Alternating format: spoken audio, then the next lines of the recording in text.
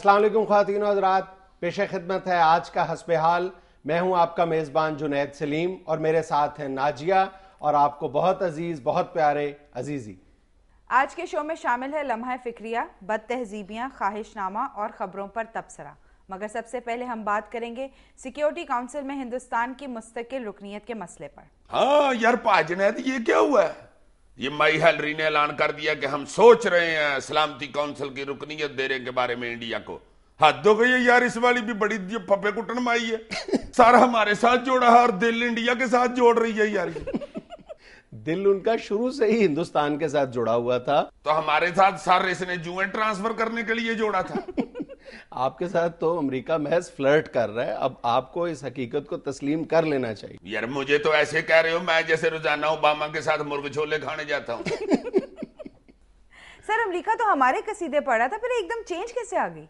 नहीं, ये अचानक तब्दीली नहीं है अमेरिका के रवैये में। वो एक अरसे से मुसलसल पाकिस्तान को दबाव में लेने के लिए मुख्तलिफ हरबे इस्तेमाल कर रहा था। अच्छा। वजीरिस्तान में अपने मुतालबात मनवाने के लिए ऑपरेशन के हवाले से, और ये जो बयान है हेलरी का, ये भी उसी सिलसिले की एक कड़ी है। मैं नहीं समझता कि वो फौरी तौर पर हिंदुस्तान को मुस्तकिल रुकनीत देने के हवाले से कोई इकदाम उठाएगा, लेकिन पाकिस्तान को उसने दबाव में ले लिया है। और मुझे बहुत अफसोस के साथ ये कहना पड़ता है कि पाकिस्तान की हुकूमत ने मुसलसल उसको, हेलरी के बयानात को, अमरीकी रवैये को नजरअंदाज करने का रवैया अपनाया हुआ है। उसकी निस्बत तुम हिंदुस्तान को देखो, वो मुसलसल मामलात पर गहरी नजर रखे हुए। बड़ा खोचल है इंडिया, लेकिन अमेरिका भी बड़ा खोचल है।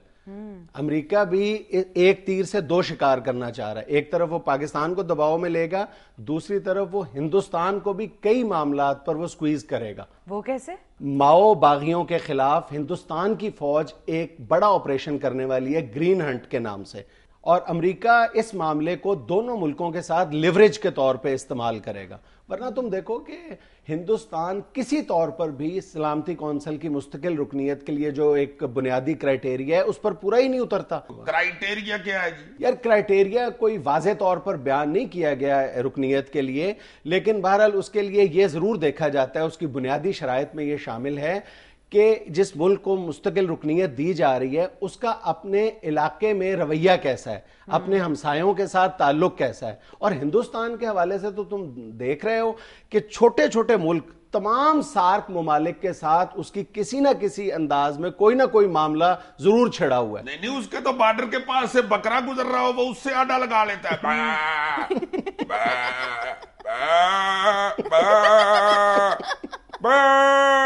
ये बिल्कुल ठीक कह रहा है।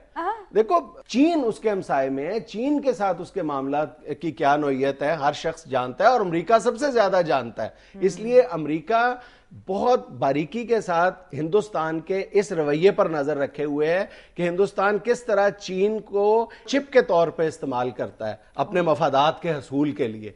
वो एक तरफ चीन के साथ खुली दुश्मनी का इजहार भी नहीं करता और चीन की झोली में भी जाके नहीं बैठ जाता। नहीं, चाइना वाले तो इंडिया से बहुत नफरत करते हैं, देखना तो कहीं रह गए, वो तो इनको सूंघना ही नहीं चाहते। इसी वजह से उन्होंने अपने नकनी में कर लिए।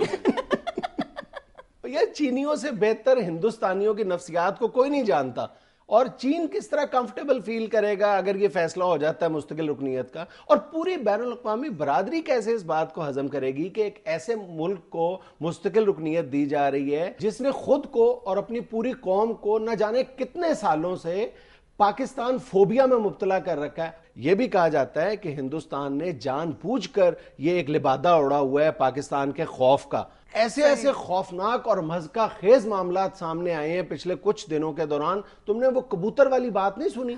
लोगों ने उसको एक मिजाइया खबर समझ के इग्नोर कर दिया है, लेकिन हिंदुस्तानी पुलिस ने, हुकूमत ने उसको बहुत सीरियस मैटर के तौर पे लिया है। कबूतर एक था जिसके पंजे में एक रिंग था जिस पर कोई पाकिस्तानी एड्रेस लिखा हुआ था। उस कबूतर को गिरफ्तार किया गया, उसको एक एयर कंडीशनड कमरे में रखा गया कि कहीं इस कबूतर को कुछ हो ना जाए। हाँ, 2-3 मालशिए रखे हुए थे उसकी टांगे शांगे दबाने के लिए। नहीं यार, वाकई उन्होंने ये रवैया अपनाया है। उन्होंने इलाके के 50 जो माहिरीन थे कबूतर परवरी के, उनको तलब किया है तफ्तीश के लिए और उनसे पूछा, और उन्होंने भी ये मुत्तफिका राय दी है कि ये हिंदुस्तानी कबूतर नहीं लगता, ये पाकिस्तानी कबूतर है। शिनाख्ती कार्ड निकल आया होगा ना पाकिस्तानी उससे। वहां पे अभी 2 दिन पहले एक और वाकया पेश आया कि जहाज में एक हिंदुस्तानी बारेश मुसलमान बैठा था। उसने टेक ऑफ करने से पहले अपने घर वालों को इतला दी, जैसे नॉर्मली होता है कि मेरा जहाज टेक ऑफ करने वाला है। करीब बैठी एक खातून ने एयरपोर्ट सिक्योरिटी को इतला कर दी कि मुझे शक हो रहा है कि ये मुसलमान दहशतगर्द है। उसको जहाज में से उतारा गया है। 3 दिन तक उससे तफ्तीश की गई है और सिर्फ एक ही सवाल पूछा गया है कि बताओ तुम्हारा पाकिस्तान के साथ क्या ताल्लुक है। इंतहा है यार। ये जनरल ज़ियाउर रहमान बांग्लादेश के जो साबिक सदर है, उसकी बहुत कंट्रीब्यूशन है बांग्लादेश के क़याम के लिए। उसे हिंदुस्तानी हुकूमत ने 1 या 2 ऐसे बयानात जो पाकिस्तान के लिए जरा उसका सॉफ्ट कॉर्नर जाहिर करते थे, उस जुर्म की पादाश में उसे पाकिस्तानी जासूस करार दे दिया। ये जिस ऑपरेशन ग्रीन हंट की मैं तुम्हें बात बता रहा हूं, ये पूरी एक बेल्ट है जहां पर हिंदुस्तान को शदीद किस्म की शोरश का सामना है, जो माओ बागियों के जो स्ट्रॉन्ग होल्ड्स हैं। इन जितने ये सूबे हैं जहां पर हिंदुस्तान को इस सूरत हाल का सामना है, हिंदुस्तान की इंटेलिजेंस एजेंसीज ने और एस्टेब्लिशमेंट ने इन तमाम इलाकों को पाकिस्तान का नाम दे दिया।